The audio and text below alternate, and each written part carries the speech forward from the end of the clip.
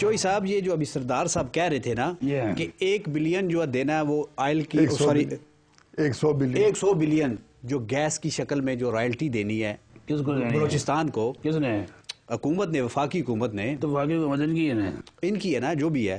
لیکن پچھلے 50 سالوں سے ڈیو ہے، لیکن میں بڑھتا جا رہا ہے. لیکن میں آپ کی اپنی گورنمنٹ نکلوا لیں. ہم دے رہے ہیں. ہم نے جو آپ کی حکومت نے، پچھلے حکومت نے آپ کا جو 20 بلین روپے او ڈی لیا تھا، جس کی مد میں کوئی 14-15 کروڑ ہم منتھلی سود دے رہے تھے، ہم نے فریز کرا لیا ہماری حکومت نے اس کو. شاید آپ کو پتہ نہیں، فریز ہوا اور وہ سود دینا نہیں. اور پاکستان کی تاریخ میں پہلے مرتبہ یہ سب کچھ ہوا ہے. تو اس سے پہلے کے ہیں. اب جو نئے 18ویں ترمیم کے تحت ہمارا یہ ہوا کہ ہم نے لوگوں کو واپس ان کے اثاثے لوٹائے. گودر کانٹیننٹل شیلف کے اندر جو معاملات ہیں، آپ نے ریکودک بیچا تھا، یاد ہے؟ ہاں بیچا تھا. ہم اس کا خلاف مزاحمت کر رہے ہیں. وہ جس نے بیچا تھا آپ کو پتہ ہی ہے.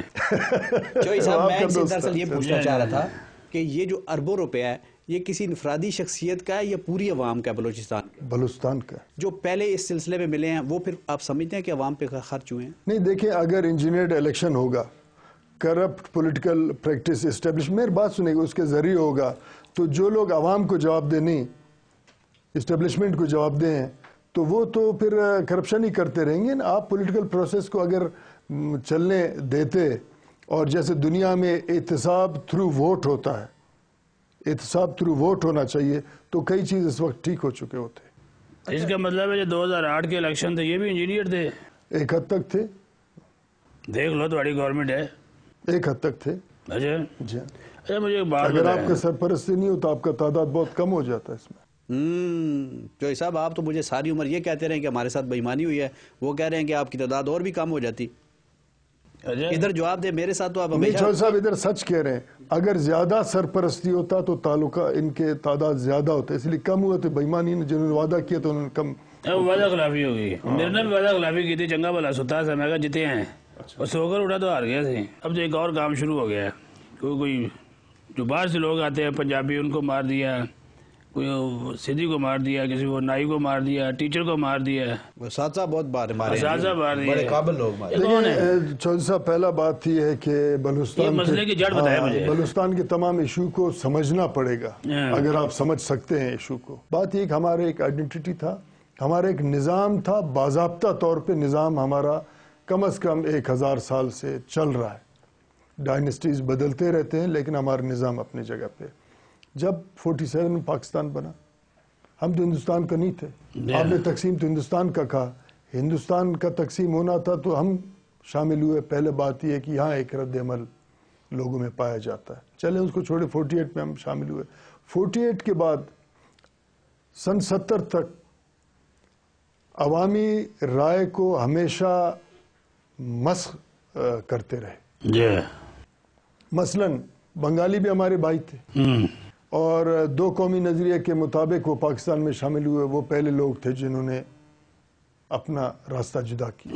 ہم بلوچ. اس کے بعد سندھیوں میں جی ایم سید پاکستان کے سٹرگل میں تھے. ان کے بعد انہوں نے بھی کوئی محسوس کیا کہ ان کا وہ ڈیو شیئر، وہ ڈیو رسپیکٹ جو ہونا چاہیے تھا ایک فیڈریشن کے اندر نہیں تھا. سن 70 میں جا کے الیکشن ہوئے.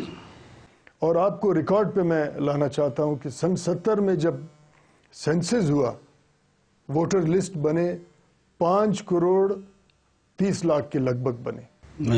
اس میں سے 3 کروڑ ایسٹ پاکستان کے تھے، باقی جو 2-2.5 کروڑ تھے یا جتنا بنتا تھا وہ ویسٹ پاکستان کے تھے.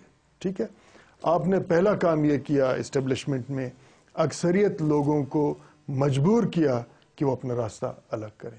اسی طریقے سے بلوچستان کے لوگ محسوس کرتے ہیں کہ اسلام آباد فیڈریشن کے اندر ان کا ڈیو شیئر پچھلے 62 سالوں سے نہیں ملا ہے.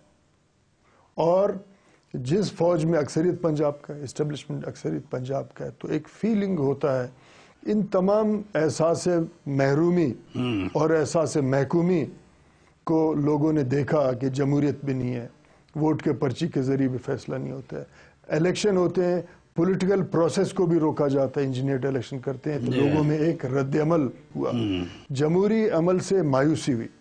और जब भी खित्ते के अंदर बैनुल-अक़वामी कुव्वतें आते हैं तो इस तमाम एहसास महरूमी को एक्सप्लॉइट करते हैं पाकिस्तान के खिलाफ। ठीक है, क्योंकि ये मेरा ज़ाती राय है, आप शायद इसको पसंद न करें, क्योंकि पाकिस्तान ने हमेशा एक ऐसे रियासत का किरदार अदा किया जिन्होंने बैनुल-अक़वामी सुपर पावर्स को लॉन्चिंग पैड बनाया है अफगानिस्तान के खिलाफ, ईरान के खिलाफ, फलान के खिलाफ, इसीलिए वो कुव्वत रद्द-ए-अमल बनते हैं। अब जबकि यूनिपोलर दुनिया है, इस वक्त अमेरिका खित्ते में मौजूद है और वो इस तमाम इशू को एक्सप्लॉइट इसलिए करता है कि सेंट्रल एशिया से शॉर्टेस्ट पॉसिबल रास्ता ग्वादर है और वो अपने मकसद के लिए इसको इस्तेमाल करना चाहता है। अब उसके लिए बहाने बनाते हैं। मैं कहता हूँ दहशतगर्द एक है, उसके चेले सैकड़ों हजारों हैं। अब बलूचिस्तान में पहले तो ये कहा गया कि पंजाबियों के खिलाफ है, पंजाबियों के खिलाफ। ये बात कोई बिल्कुल नहीं है कि पंजाबियों को डायरेक्ट कत्ल कर रहे हैं। ये एक इशू है, साइकिल ऑफ वायलेंस है, बलूचिस्तान के सरजमीन को बदनाम करने के लिए एक साजिश है। बलोच अपने इंसान का एहतराम करते। मैं थोड़ा सा सवाल है, बहुत जरूरी है जी,